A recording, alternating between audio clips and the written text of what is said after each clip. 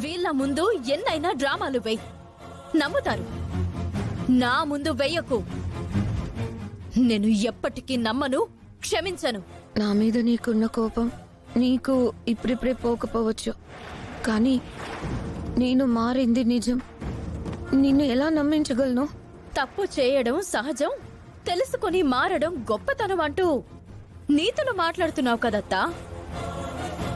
మరి ఏ తప్పు చేయని నన్ను ఎందుకు క్షమించలేకపోతున్నావు? నిహారిక తప్పు చేసింది, క్షమించావు. కృష్ణబావ తప్పు చేశాడు, క్షమించావు. ఇప్పుడు ఈ మాయని క్షమిస్తున్నావు. ఏ నేరం చేయని నన్ను క్షమించే గుణం నీకు ఎందుకు లేదు అని అడుగుతున్నాను. నన్ను కూడా క్షమించి ఇంట్లోకి రానివ్వండి. నా బిడ్డని కూడా క్షమించి ఆదరించండి. ఊరందరి విషయంలో మీకు మనసు వస్తుంది, మా విషయంలో మీకు మనసు ఎందుకు రావడం లేదు? ఆంటీ గారు, తను ఏ తప్పు చేయలేదని అంటుంది కదా, క్షమించేయండి పాపం. మేడం, మీరు అవనికి సపోర్ట్ చేయకండి.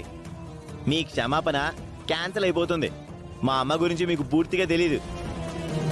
మాయ చేసిన తప్పు వేరు, నువ్వు చేసిన తప్పు వేరు.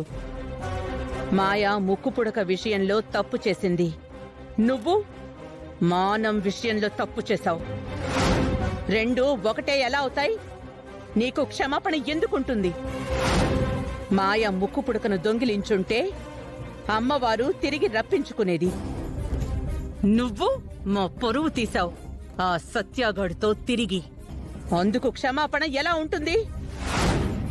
మాయా నువ్వు ఒకటి కాదు.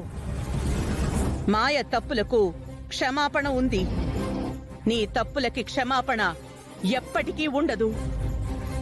వేద, ఎంతకాలం ఇలా అవనేని ఆ విషయంలో అవమానిస్తావు? ఈ విషయంలో మీరింకేం మాట్లాడకండి. బయటికి నడు. ఇంకెంతకాలం ఇలా మౌనంగా నిలబడుంటావు? నీ భార్య నిప్పు అని తెలుసుకోవడానికి ఇంకెంత సమయం పడుతుంది నీకు? ఈ జన్మ సరిపోతుందా? 3 ముళ్ళు మెడలో కట్టి 7 అడుగులు నడిపించి 7 జన్మలు తోడుంటాము అని ఎందుకయ్యా అబద్ధాలు చెప్తారు? ఎలా నమ్ముకోవాలి మీలాంటి మగవాళ్ళని? మీరంతా దీన్ని నమ్ముతున్నారేమో, నేను మాత్రం ఎప్పటికీ నమ్మను.